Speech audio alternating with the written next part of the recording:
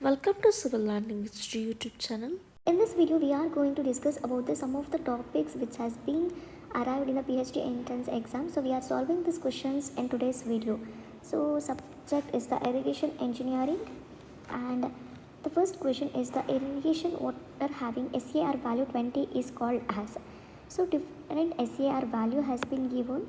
So when it comes to the SAR value, the sodium ion in small amounts is good for plants. So the SAR value for 0 to 10 is the for low sodium, and 10 to 18 which represents the medium sodium, and 18 to 26 which is for high sodium, and if it's a greater than 26, that is the very high sodium content.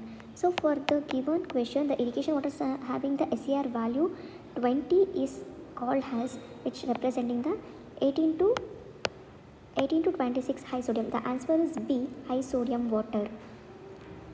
The next question.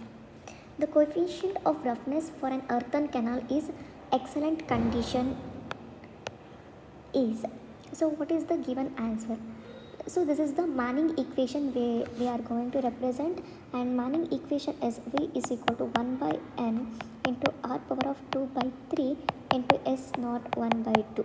So your n represent the roughness coefficient that depends upon the nature of the boundary, and s naught is the slope of the canal bed, and r is the hydraulic mean depth of the flow. So here in the value of n, which is generally from 0.0102 to 0.05050. So for different sectors, for the earthen value, so here with no vegetarians we have 0.0225, and with vegetations we have 0.050. So for the earthen we have given only the value of 0.0025. So the answer is, the coefficient of roughness for an earthen canal is 0.0225. The silt transporting power of a canal according to Kennedy theory is proportional to Vk, where what is the value of K? They are asking for the K value. If the velocity of the water is increases, and then the value of the ability to carry the silt is also increases significantly. So the value of the K is, which is represented as 2.5. Furrow method of irrigation is more suitable for. So which method the furrow is more suitable? So they have given the options as potatoes, rice, wheat and cotton. So furrow irrigation involves creating the small canals between rows of crops to guide water flow. This means that it particularly well suited for row crops like potatoes, because it allows controlled water delivered directly. So the water is controlling directly. So the water flows here, the water flows, so which is more suitable for the potatoes. Why it is other options like wheat, rice, wheat and is not? So rice is typically for the flooded conditions, and also the wheat is also for the furrow irrigation, which is also used, but in some regions is not used for the furrow purpose. So majorly the furrow purpose is used for the potatoes in everywhere. Barlow's tables are used to estimate. Why? So Barlow's tables are used to estimate the runoff. They provide a method for calculating the runoff coefficients, which are then used to determine the runoff volume from a catchment area based on the rainfall and the catchment characteristics. So here, so we are basically used for to calculate the catchment coefficients. So in this answer is the runoff. Irrigation water is usually applied when the available moisture in the root zone of the crops gets depleted by around 25 to 40%. So why so applying irrigation this early during the 0 to 10%, what happens if we apply the irrigation it early? It leads to the watering and potentially waterlogging. So when it comes to 10 to 25%, this is closer range to the optimal depletion level, but may not be sufficient in some cases, especially for the plants with high water demand. So why, if the 50 to 80%, this is too high a depletion level, and plants may experience significant water stress impacting growth and yields. So the correct answer is 25 to 40%. Duty on capacity is also called. So we have some of the options called outlet duty, capacity factors, full supply coefficient and quantity duty. we considering the full supply coefficients, so it can be defined as the area estimated to be irrigated during the base period divided by the design full supply or discharge of the canal, and it's at during the maximum demand. This is also known as the duty on capacity, full supply coefficient.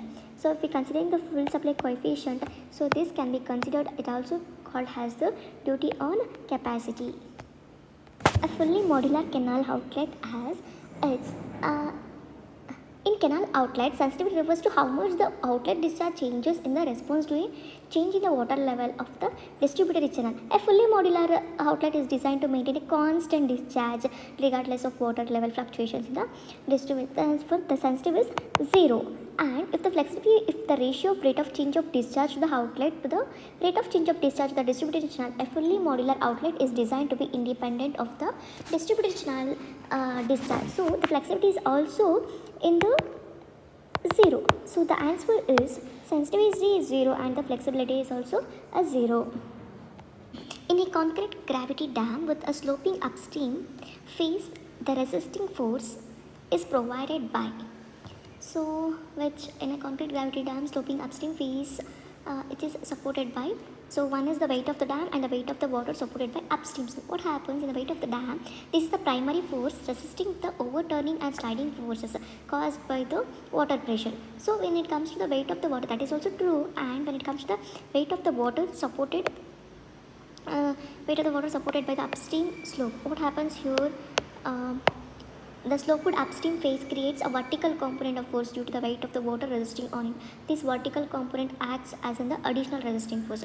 So both the answer is correct. That is A, weight of the dam, as well as the weight of water supported by upstream slope is both is correct, and the answer is both A and B.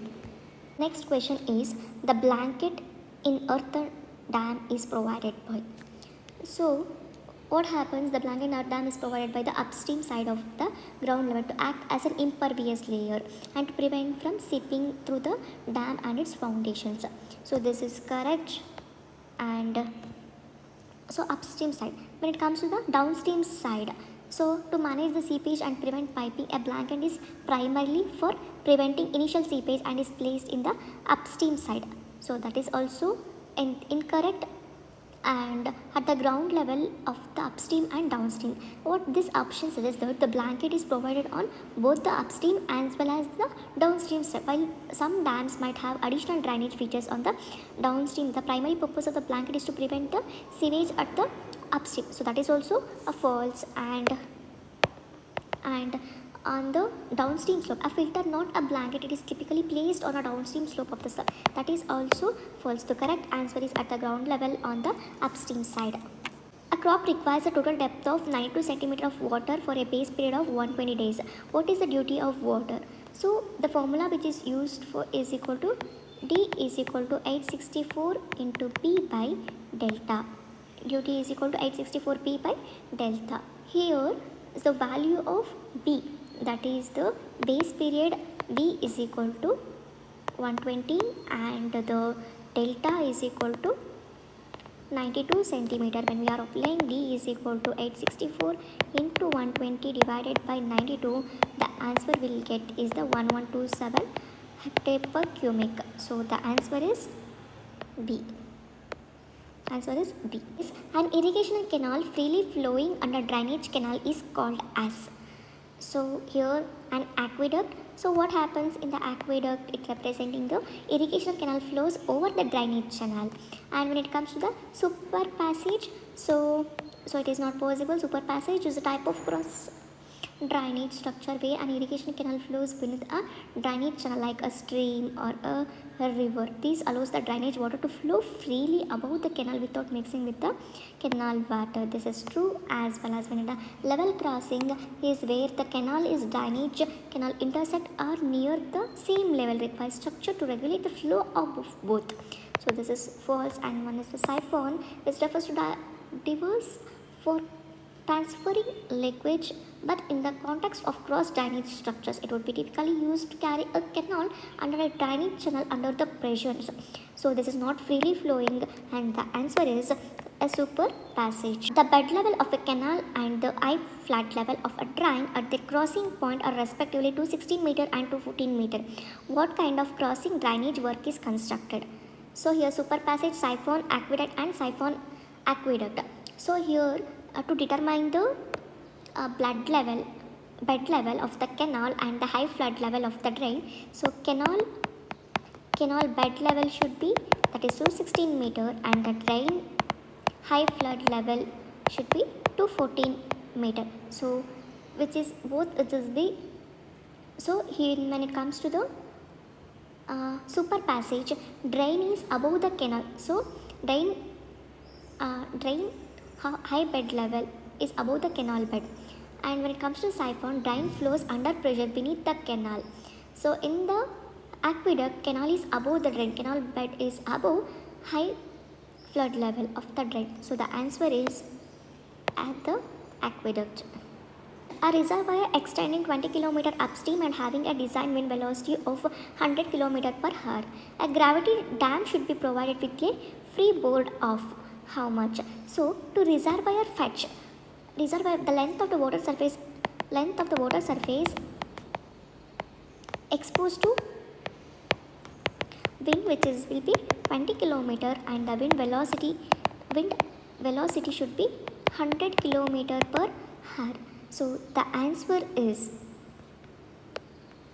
C 2.5. The most preferred soil for the central impervious core of a zone embankment type of earth dam is which is highly impervious clay, highly previous gravel, coarse sand, clay mixed with fine sand. So here clay is highly effective at reducing seepage due to its fine particles, making it ideal for the core of an earthen dam, while pure clay can be problematic. Clay mixed with fine sand is often used for the central core as it helps achieve high compaction and reduces the risk of cracking or shrinking and swellings.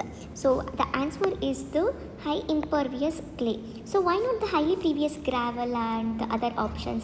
The other options are incorrect because the in high pervious gravel, so here gravel is highly pervious and would allow significantly seepage and make it unsuitable for the core. So when it comes to the coarse sand, it also high permeability and would not be effective at preventing the seepage.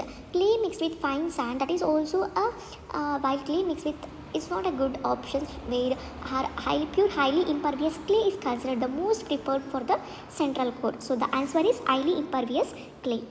Thank you. Please like, subscribe, share, comment for more videos.